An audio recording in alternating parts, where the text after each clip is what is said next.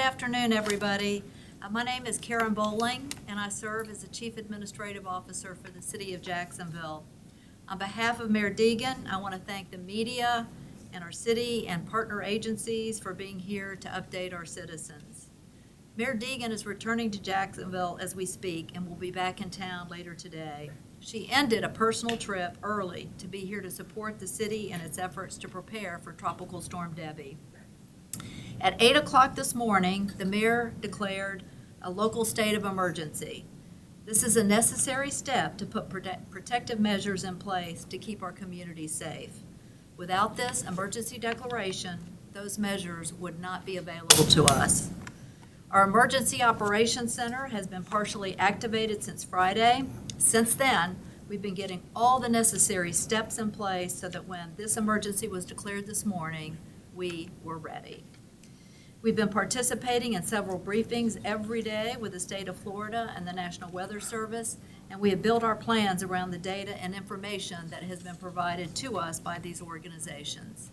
And just to be clear about the forecast for Duval County, unlike some of our neighboring counties to the west and to the north of us, Duval County is not currently under a tropical storm watch or warning.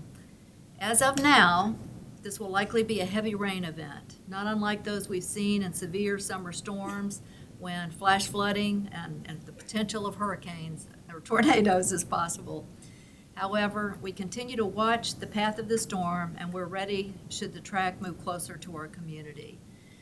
A couple of announcements. Due to the expected heavy rains and flooding, we are asking only essential city personnel to report to work tomorrow.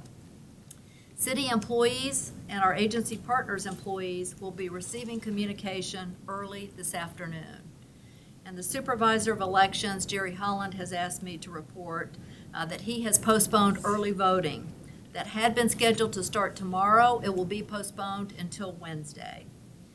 So we have a number of experts here to answer your questions, but at this time I'd like to invite Al Sandrick, the National Weather Service Jacksonville, to provide us with the latest information on the storm. Thank you. Thank you, ma'am. Good afternoon. Tropical Storm Debby is rapidly intensifying in the eastern Gulf of Mexico. We expect it to make landfall near midday tomorrow as a hurricane in northern Appalachia Bay. The hurricane force and strong tropical storm force winds should be confined to the Gulf of Mexico and the areas immediately along the Gulf Coast. However, as was indicated, very heavy rainfall in rain bands is expected to move across northeast Florida and the Jacksonville metropolitan area that could result in some flooding. Debby is expected to stall or move very, very slowly across South Georgia through the next 3 days. Depending upon its exact track, we could get into a situation where we have torrential rains come across the Jacksonville metropolitan area. We'll be watching closely for that possibility. But right now, heavy rain and flooding appear to be the primary threats. There could be isolated tornadoes associated with the rain bands as well, especially along the immediate coastline in St. Johns River. I'm going to now pass it on to Chief Ayoub from Emergency Management. Thank you. Good afternoon. I'm Andre Ayoub, the Chief of Duval County Emergency Preparedness Division. For months, I've been talking about being prepared for hurricane season. So I'd like to talk about preparation and what we've been doing at the EOC for the past 4 days. This is the time to make your last preparations before you go to bed tonight. Check your emergency supply kits, essential items that include water, non-perishable food, medications, flashlights and batteries, first aid supplies to last your household for several days. Have a plan with your family that includes evacuation routes, important contacts, and documentation. Know your evacuation zone. If you visit our JAXSHERIFF.com or use our JAXSHERIFF app, which you'll hear me talk a lot about, that will look up your address and understand whether your home is an evacuation zone so you can make informed decisions. Stay informed. Monitor trusted sources for information and official recommended actions. Sandbags. I know that's the hot topic. A lot of people talk about it. But in Duval County, it may seem like a simple solution to water inundation, but they provide limited protection against flooding. Sandbags are not efficient in severe flooding events. In addition, they can have environmental implications if not disposed of properly. Now, what we've been doing at the EOC for the past 4 days. The Emergency Operations Center has been activated. What that means that now it's staffed 24 hours a day with relevant participating agencies that have been notified and involved in this incident. No evacuation orders have been given, but however, residents should remain prepared and vigilant. Please take guidance from officials seriously. Now, when it comes to shelters, Duval County shelters that will be open by 5 p.m. today. And I do want to give credit to all our partners from Duval County Schools, JSO, JFRD, Red Cross, Department of Health. This has been really a huge task with the timeline that we gave them. So the 3 schools we're looking at opening by 5 p.m. today: LaVille Middle, 501 North Davis Street, that's going to be general population. Legend Center, 5130 Sutel Drive, that's going to be general population, special medical needs, and pet friendly. And Landmark Middle, 101 Kernan Boulevard North, that's going to be general population, special medical needs, and pet friendly. And lastly, I want to say residents in manufactured homes, older homes, or low-lying areas are particularly vulnerable to flooding and sustained winds. Consider evacuating to a safer location or designated shelter. Thank you. Now I'd like to hand it over to Fire Department Chief Powers. Thank you. Good afternoon. First thing I want to do is thank our mayor and our city council for getting this emergency declaration done. You know, part of what we have to do is not just when we're facing damage, but in the pre-disaster, we have to get emergency preparedness measures put in place. And without that declaration, we could not get those things done. And that's things like opening shelters that Chief Ayoub's talking about. So again, I want to thank them for making that happen so we can do our job. JFRD is prepared. We've got our team members that are ready. Our firefighters are out on the street doing stuff at their stations, getting ready. And this is the same thing we're asking the public to do right now. Get your homes prepared. Get your loose debris picked up. Get ready for what's coming tonight. As far as the inclement weather that's coming, and our firefighters are doing that very thing. Tonight at 8 o'clock, we're going to be putting in 2 swiftwater rescue teams because of the expected rain amounts that we're facing. One on each side of the river that will be able to respond should we have an incident involving floodwaters. In addition, we're going to be putting 5 ERAT teams in place, strategically placed throughout the city, and those teams are there to do nothing but knock open roads should debris, falling trees or whatever block the road so emergency first responders can get down those.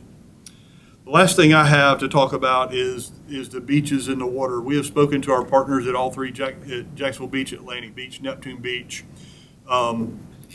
and they are going to pull their lifeguards out of the stands tomorrow. We're going to do the same thing at the city with Huguenot and Hanna Park. We're not going to have lifeguards sitting in those stands.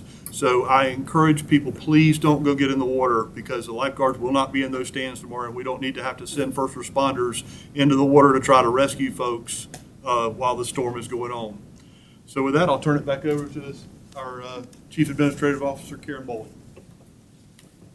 Thank you, Chief Powers. And so at this point, as you can see, we have Sheriff Waters with us. We have Vicki Cavey, the CEO of JEA. We have Dr. Bernier from the Duval County School System Superintendent, and also Chris from JTA, and Nina Sickler, who is our Public Works Director. So if the media has any specific questions of any of those experts, just say the word. All right, we're going to introduce the sheriff. Sheriff Waters. Thanks, Karen. So your Jacksonville Sheriff's Office stands ready. We are now working our 12-hour shifts, 6 a.m. to 6 p.m., 6 p.m. to 6 a.m. We have our officers ready to respond with JFRD, with our Public Works, with our JEA to make sure those things are handled, and of course, answer your calls for service. So we are ready and prepared for whatever is necessary. Thank you very much. Karen.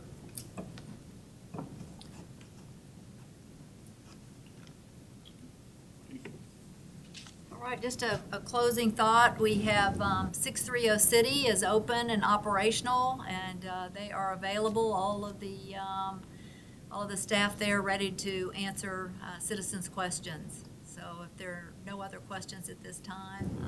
I'll ask one question, Yes, Karen. ma'am. I know in the past we've seen some issues as far as trees getting removed from workways in public areas in a speedy manner. How do you prioritize, which trees are going to be moved at what position? And like you're saying, how can residents reach out to make sure that those trees are removed? Yeah, so Director Sickler has been working on that over the last few days, so I'm going to ask her to respond to that question.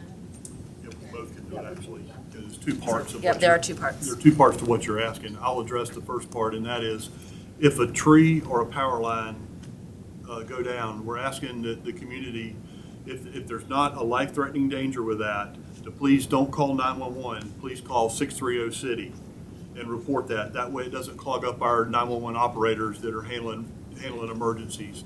And then the other piece of that Nina will handle. Right, so after the storm has passed, if there is debris removal, our teams will be on site with our contractor to make sure that that debris is picked up in a timely manner. Those will be handled, again, after the emergency road access team is complete. Nina, do you want to tell them about trash pickup, which is always like one of the #1 calls that we get to 630 City? Sure, absolutely. So at this time, based on what we're seeing from the storm, we expect to have normal garbage, recycling, and yard waste pickup on Monday. We'll be monitoring if conditions during the day deteriorate and we need to cut that short, we will do so. We will be monitoring for Tuesday. Right now, we haven't made the decision to discontinue pickup on Tuesday. We expect to make that decision around noon tomorrow. If Tuesday's pickups are discontinued, our plan will be to move Tuesday's pickup to Wednesdays in the city core for our in-house staff. And for those who are serviced by our contractors, we'll shift everybody by one day. So if your day was Tuesday, it would shift to Wednesday, Wednesday to Thursday, et cetera. But again, we haven't made that call yet, and we'll be working with this team and the administration to determine which way we'll go, and we expect to have an announcement tomorrow around lunchtime. Let me add one thing that I neglected to mention a little earlier. Please, with the amount of rainfall that we're expecting or possibly getting, I would ask the public to please be mindful of standing water. Do not drive through standing water. You don't know how deep it is. You don't know where your ditches are. You can't see. So please be mindful of that and pay very close attention. Thank you. All right, well, with that, I appreciate you all being here and helping us get the word out to the public, and we'll all be around if you have any individual questions. Thank you so much.